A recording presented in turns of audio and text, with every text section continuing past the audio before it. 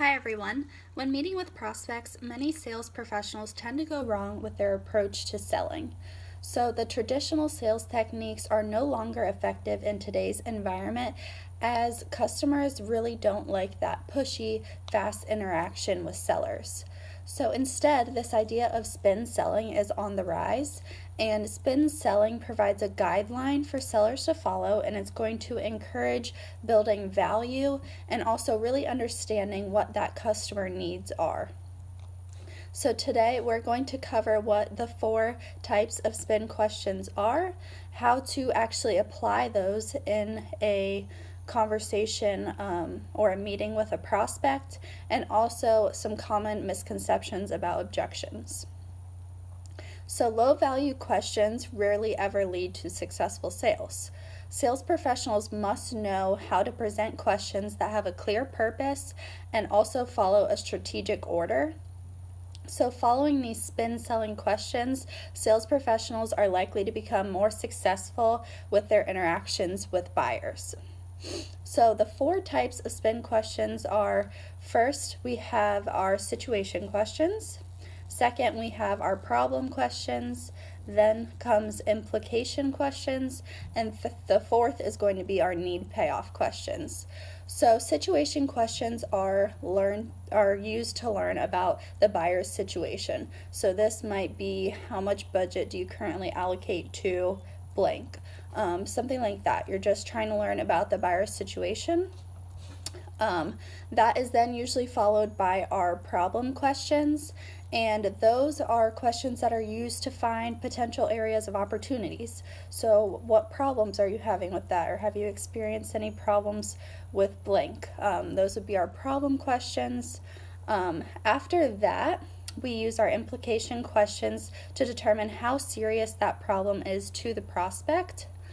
And finally, our need payoff questions are used to encourage that prospect to picture in their mind what that situation would look like if that problem was resolved with your solution. And this has a lot of benefits because it's having that buyer talk about the benefits of your solution in their own words, which is extremely effective. So now moving on, each type of spin question is not hold an equal value. So sellers need to understand the importance of each of these questions and how to apply them when they're actually interacting with prospects. So first off, our situation questions must be used as little as possible.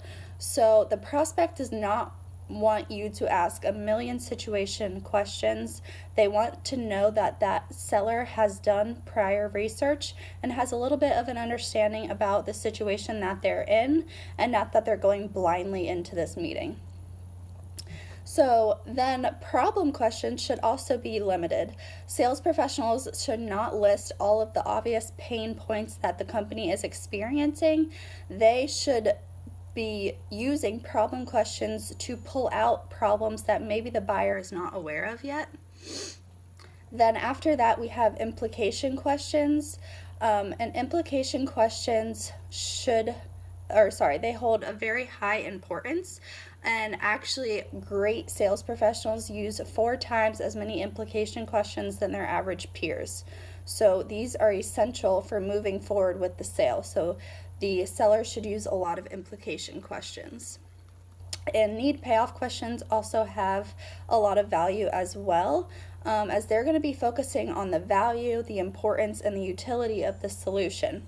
But you want to make sure that those need payoff questions are only going to be referring to problems that your solution can actually solve, and not problems that your solution can't. So throughout the entire sales process, sellers should expect objections. Objections are not always going to be a bad thing. It ensures that the prospect is being open with any reservations that they have regarding your solution. But the number of objections can be reduced if the salesperson really focuses on not selling the solution too soon. So in traditional selling techniques, the salesperson doesn't spend a lot of time actually communicating with the buyer and finding out what their needs are. They may just push the sale too fast, and that causes that buyer to have a lot of objections.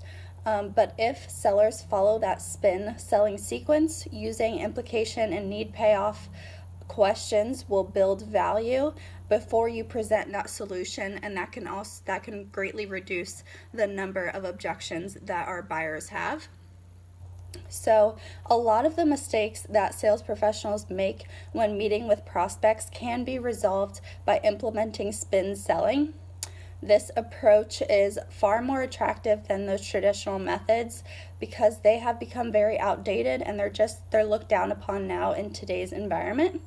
So sales professionals must learn to focus less on the close of the sale and focus more on presenting the proper questions in a strategical order.